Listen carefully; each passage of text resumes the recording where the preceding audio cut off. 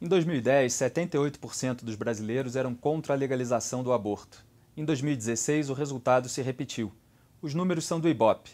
Como a Câmara é constituída por 513 deputados eleitos por este mesmo povo, há forte resistência a qualquer projeto nessa direção.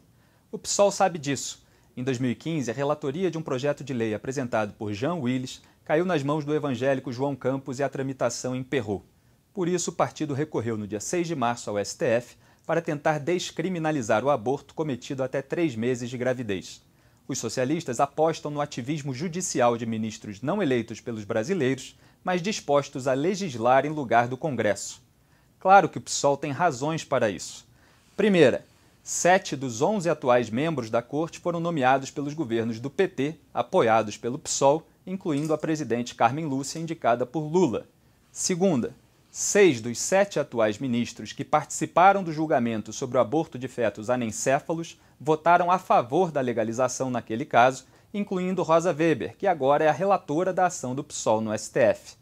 Terceiro, Michel Temer só teve o aval que buscava de Carmen Lúcia para indicar a vaga deixada por Teori Zavascki, o amigo e então ministro da Justiça Alexandre de Moraes, de cujas posições em diversos temas ela não gostava, porque estrategicamente vazou como alternativa o nome do presidente do TST, Tribunal Superior do Trabalho, Ives Gandra Filho, de perfil ainda mais conservador, logo fritado também pela imprensa.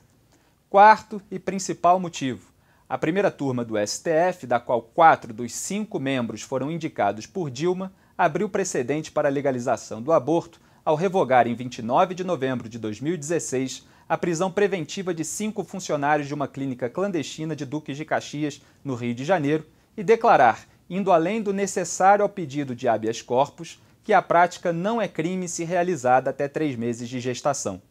O voto vencedor foi o de Luiz Roberto Barroso, que tem mais de 3 meses de vida, claro, acompanhado por Rosa Weber e Edson Fachin, enquanto Luiz Fux e Marco Aurélio Mello, o único não indicado por Dilma, mas por Fernando Collor de Mello, seu primo, limitaram-se a concordar com a revogação, sem se manifestar sobre a descriminalização defendida pelos demais. A ação do PSOL dá agora prosseguimento ao ativismo de Barroso, buscando aplicar a outros casos a declaração adicionada àquele. Mas quem é Barroso?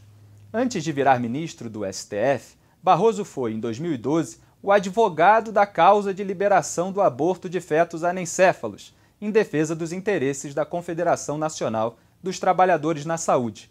Dilma nomeou Barroso para a corte em 2013, sabendo disso, mesmo tendo dito a católicos e evangélicos há 4 dias das eleições de 2010 que era contra modificar a legislação.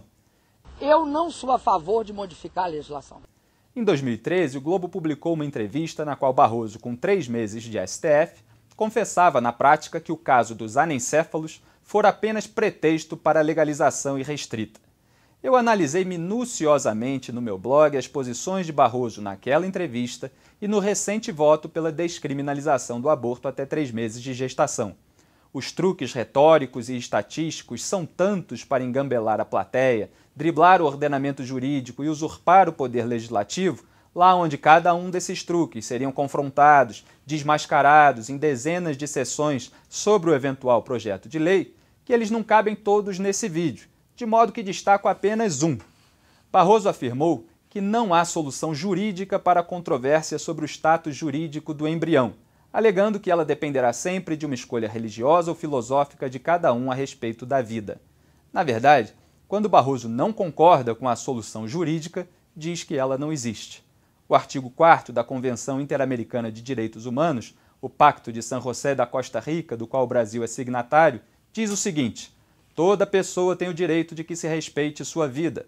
Esse direito deve ser protegido pela lei e, em geral, desde o momento da concepção.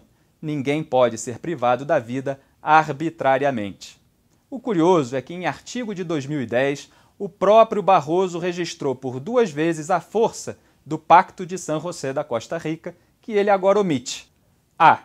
Afirmou na página 14 que a dignidade da pessoa humana foi um dos fundamentos para a mudança jurisprudencial do STF em tema de prisão por dívida, passando-se a considerar ilegítima sua aplicação no caso do depositário infiel. Este caso específico não importa aqui, mas sim o começo da nota de Barroso que detalha o entendimento do STF na ocasião.